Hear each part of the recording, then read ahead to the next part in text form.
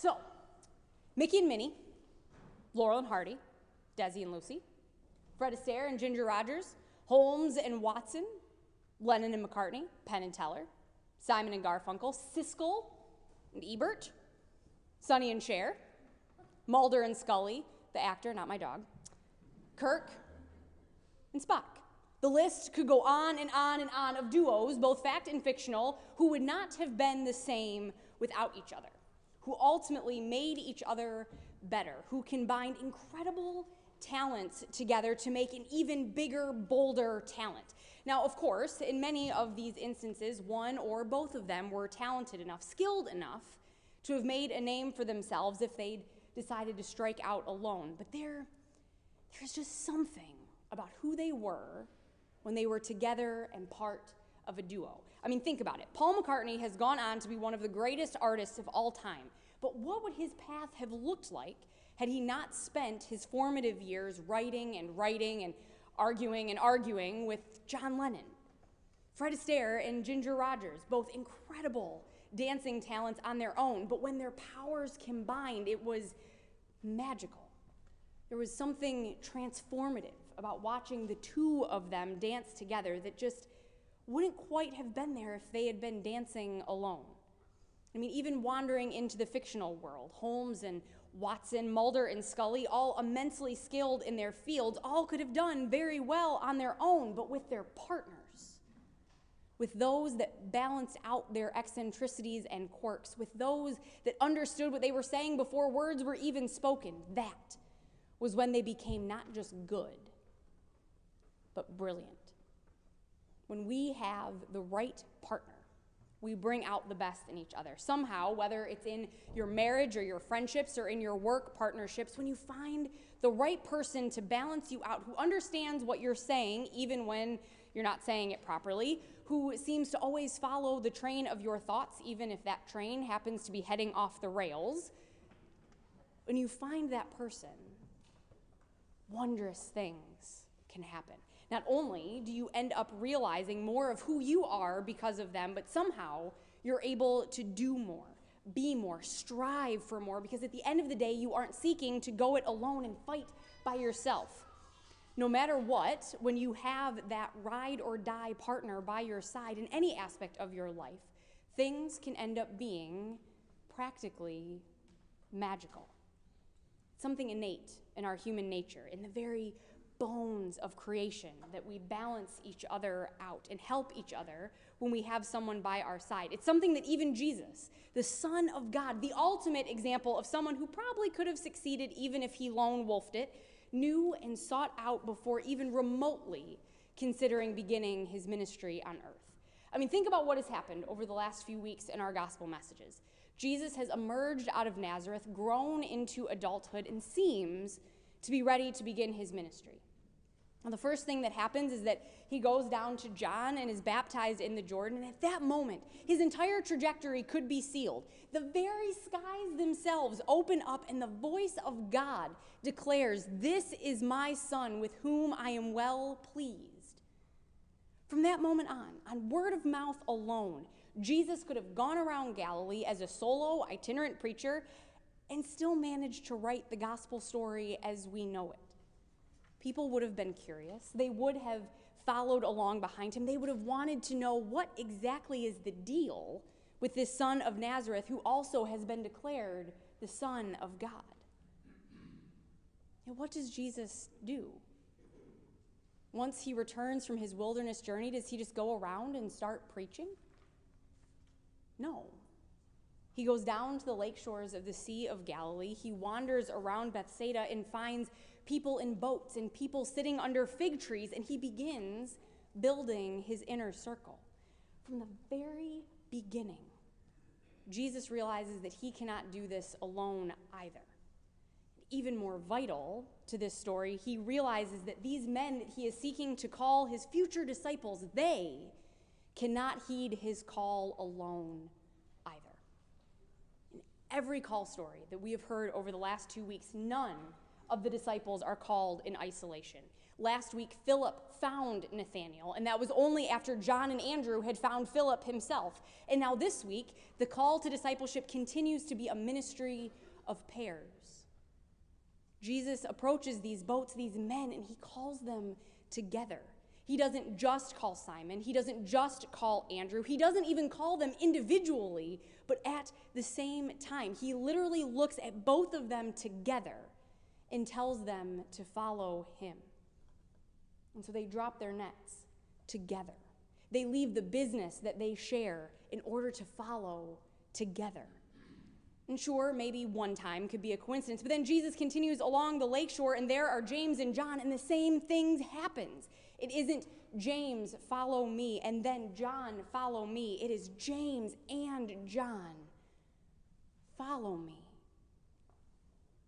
Jesus recognizes intimately that these men are going to need each other, that the life, the ministry that he is calling them to is not going to be an easy one. Therefore, it is going to be a much straighter road to walk if they don't feel like they're embarking on it by themselves, with someone by their sides that has had their backs from the moment that they were born. I mean, think about how different it would have felt if Jesus had just called Simon or just called John.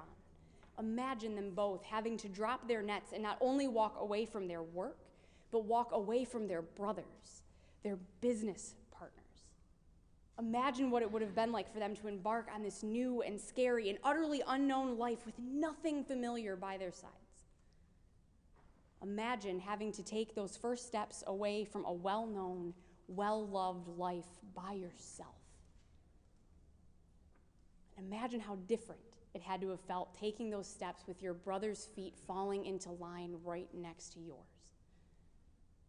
Jesus knew that if he was going to build a group of partners around him, then he needed to start with people who were already bound together, who knew what it was like to support each other and hold each other up and work together, manage each other, listen to each other, call each other to account when needed. In short, he knew he needed people who knew that life was better together. More than many lessons of faith that we learn, I think this is the one that we really, really are still learning. The one that still doesn't always sink in. I mean, let's be honest, the idea of something so intimately personal as our faith lives, as our calls to discipleship, including other people in those, it's kind of scary. And honestly, it kind of flies in the face of many of the things we learn about life in 21st century America, things that we learned growing up in 20th century America. We've all heard the phrase thousands of times, we are a pull yourself up by your bootstraps culture. We want our kids, ourselves, to strive for and attain self-sufficiency. We tell people that they don't need anybody else to achieve their dreams, to be who they want to be. We are seeking to raise up new generations of people who don't feel dependent upon anyone else but themselves, and in a lot of ways, that's good. It's good to know how to be on your own, to mark your own path, to take care of yourself. But sometimes, in instances like discipleship and like faith, going it alone just makes it all the harder to do. Because here's the thing, discipleship isn't an autonomous profession.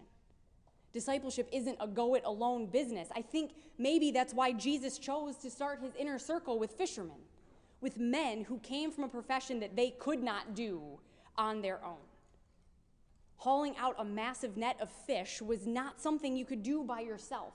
Running a successful fishing company in a massive fishing economy was not something you could do alone. Jesus knew here were men who knew they needed each other to get things done. And that is a message that continues to call to us 2,000 plus years later. We encourage people to have a personalized faith, but somehow we've translated that into a solo, do-it-by-yourself faith. We don't like to open up to others about our faith struggles, about our doubts, even about our joys sometimes, because it is immensely vulnerable to say, here is my faith. It might be different from yours, but maybe we can make each other better by doing this faith thing together. And let's face it, there's no way around the simple fact that discipleship real, honest, gospel truth discipleship is hard. It calls us outside of our comfort zones and into places and emotions that are sometimes difficult to go, and it calls us into relationship and intimacy with the world at large, and at the end of the day, that is really, really hard to do by yourself. So because of that, I think that it's fitting that we're about to welcome new members into our midst this morning with this gospel. Because the act of doing that is recognition that faith, church, discipleship, it's not a lone wolf game, but a communal choice, a community growing ministry. We welcome new faces into our ministry, into our life, because we love them and are so happy they're here. But also because we know that we need them for our journey, and we know that they need us too. Just as Jesus knew that he would need others and the disciples would need each other, this morning we recognize that we need each other so we don't walk alone, and so that maybe we can be a little bit, hopefully a lot bit, better than we would be if we tried to be a solo disciple. It is a mark of any good duo that they make each other more than they could have been alone. They balance each other out, not always perfectly, but somehow always miraculously. And I know maybe we aren't famous, but I look around here this morning and I see nothing but amazing duos over and over and over again. I see Jacob and Trisha Wessler. I see Jerry and Sandy Kopp. I see Carson and Kristen Turnage. I see Bob and Nancy Shepard. I see Rob and his entire choir. I see our servers. I see people like Ann Evans, who somewhere is Sue Maislin and Fred Artist, who make our port ministry work together. We are in this together, making each other better and making each other stronger, because God has blessed us to be here in this place, not alone, but with each other. And so maybe with that in mind, we can hear that call anew. Follow me. Follow me not alone, but with each other. Amen.